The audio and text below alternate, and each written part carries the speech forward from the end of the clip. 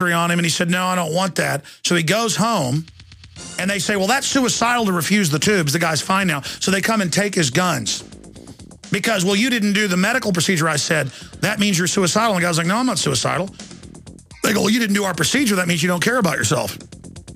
Like they're now saying if they say take chemo and you don't, that's trying to commit suicide, even though the chemo is going to kill you in most cases. And so you get your guns taken because you elect to try to cure yourself. Oh, yeah, this is the new control freak system.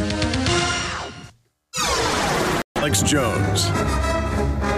All right, I haven't even gotten into the fact that they're hyping that Iran's going to launch terror attacks, show the criminals that have hijacked our government for the foreign banks. They'll have to stick their hands down our pants more, set up more checkpoints, raise taxes, have more drones in the skies. I mean, they've got all the motive and the history of staging the terror attacks, running al-Qaeda publicly. And people are like, well, Alex, you're right. Our government does run al-Qaeda all over the world. But, you know, this is a few years later now. And don't say al-Qaeda was working for them on 9/11. Even though there's evidence, you're still not supposed to talk like that. Yeah, I'm supposed to have chump written across my forehead. I mean, I'm not a willful chump. I always thought of myself as just mediocre and average. Maybe there is something wrong with me that I'm aggressive and don't like being a slave and don't like people openly saying they're going to modify food to covertly reduce my health, lower my fertility, and give me cancer, and watch them prance around laughing about it. And I try to tell bureaucrats and people when I run into them, they don't care. They feel like they're part of the structure, and they just laugh at me. They're being killed by it too, but it's still funny. I mean, look at this Washington Post article. You'd think they were talking about how the farmers are bad here. And then, oh, yeah, you know, they need to have a refuge so the bugs don't die eating this stuff. And then it goes on to admit the seed companies are surveilling their farmers. See, now farming is about being surveilled like you're a criminal. Seed companies use sales data to identify farmers who may not have purchased enough seed for a refuge. Oh, yeah, we have to be here buying our GMO seed that kills the bugs, but humans are going to eat it. Now, you got to have that other seed for the buggies. And oh, we're surveilling you, and you didn't have a refuge of the stuff that doesn't kill the bugs. Can I have the stuff the bugs are getting? Oh, I'm an extremist. And I said Washington Post. This is in the Washington Post. It's actually from Bloomberg. So many of these news agencies now, it's all mixed together.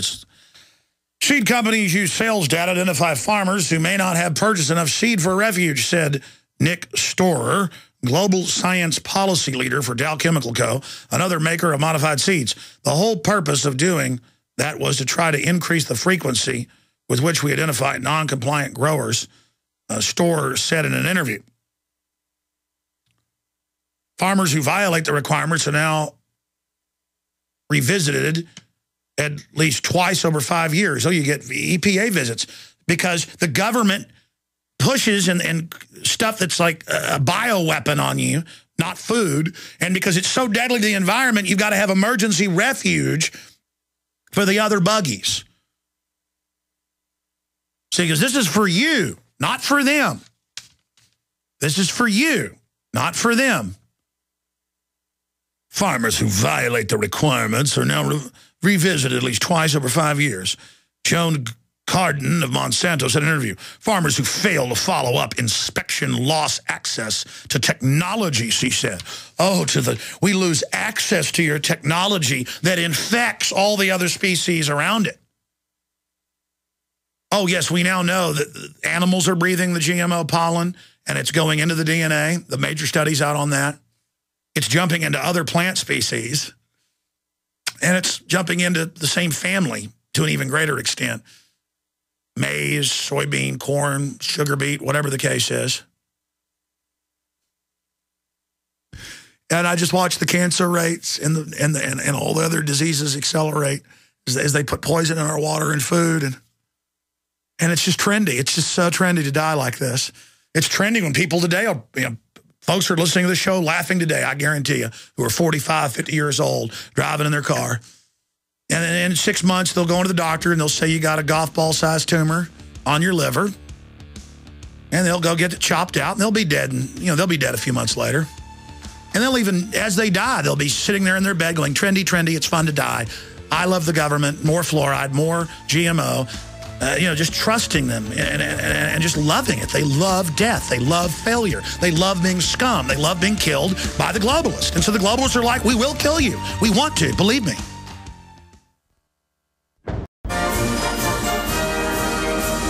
Okay, for the rest of the hour, we are going to be joined by James Wesley Rawles. We're carrying his new novel, which is a sequel to the best-selling book, Patriots, that's like set with real patriots, like Mark Kornke and others in it, but in a future globalist economic collapse scenario with UN troops rolling around.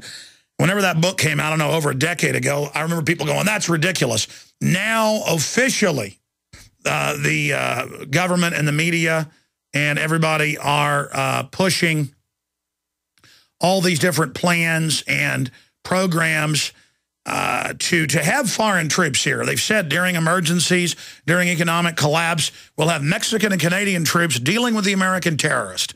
That's Associated Press. It was a headline a few years ago. Top generals questioned by Congress over foreign troop plan. U.S. troops for the Olympics were up in Canada patrolling the streets. They had Mexican troops in the U.S. during Katrina, CBS News.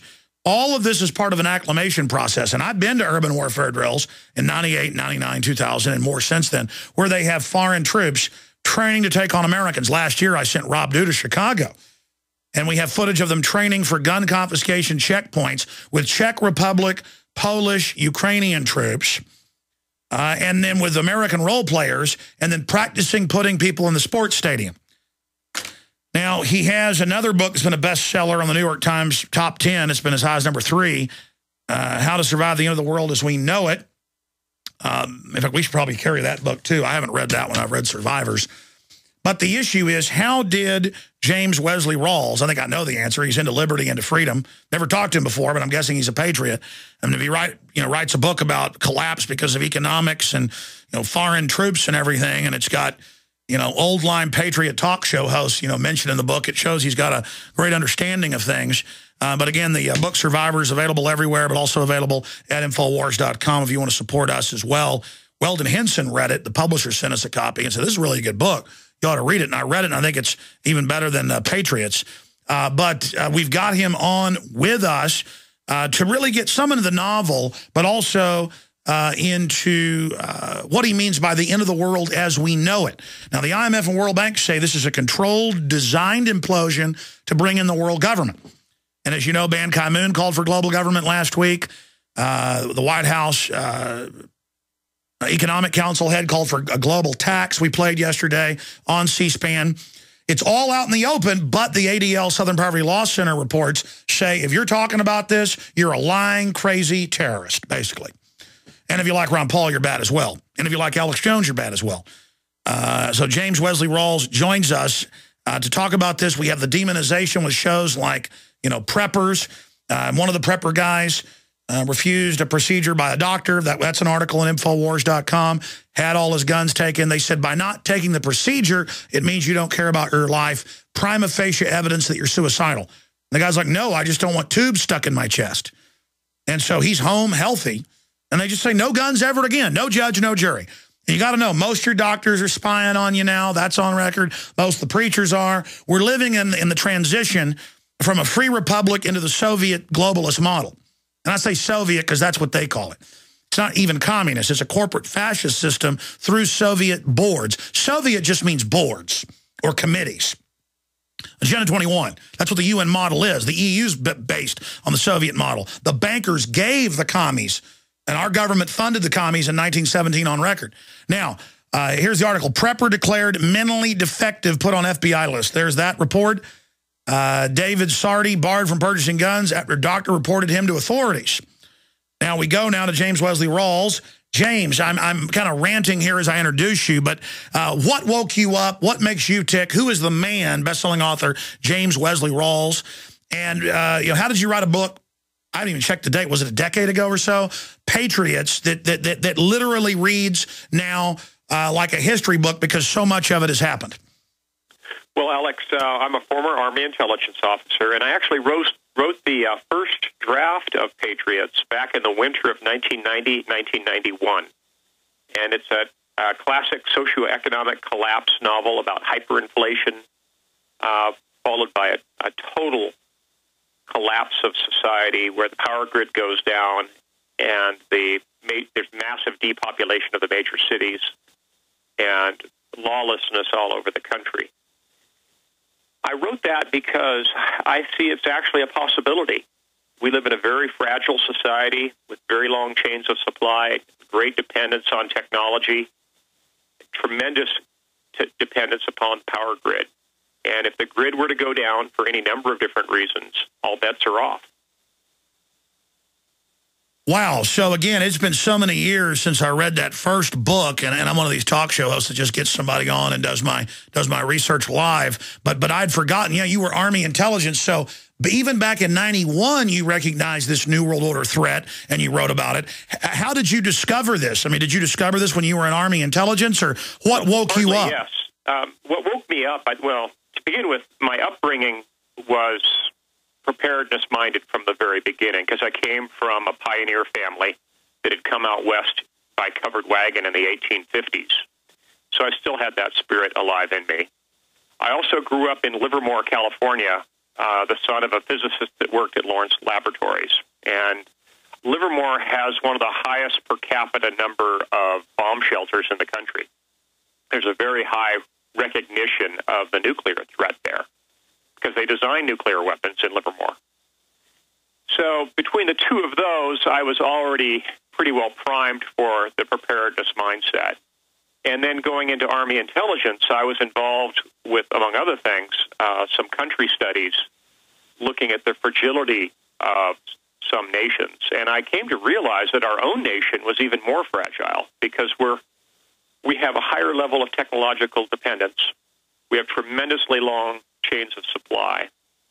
And in recent years, we've adopted the Japanese Kanban school of inventory control, what they call just-in-time inventory, or lean inventory control, where there's very little in the pipeline at any given time. And what you see on your supermarket shelves is basically all they have. There is no longer a back room with extra stock. What you see is what you get. And if the inventory control system breaks down for any number of different reasons, whether it's a transportation problem or a communications problem or just an internet problem, you're out of luck. So we're 3 days from no food on the shelves in the studies I've seen from the Army, which I guess you were probably involved in. You can elaborate. 10 days from anarchy, 15 days from cannibalism. About that, yeah. In fact, there's a bit of cannibalism described in my first novel. And when you come right down to it, human nature is pretty ugly. If you remove the trappings of modern society and law and order, there's just a thin veneer of civilization. And when you peel that back, what's underneath is kind of ugly. It doesn't take long at all before people revert to savagery. And that's one of the central themes of all of my writings. So that's why I encourage people to move to lightly populated areas and to team up with like-minded folks and to stock up in depth. Well, the media, the controlled corporate media, and the globalist media, the occupied America media, they always demonize being prepared. But as you were pointing out, government itself and people that work in intelligence are obsessed with it now more than ever. And all the big money I know is leaving the United States, racing to mountainous areas, racing to islands. And even the news is reporting that.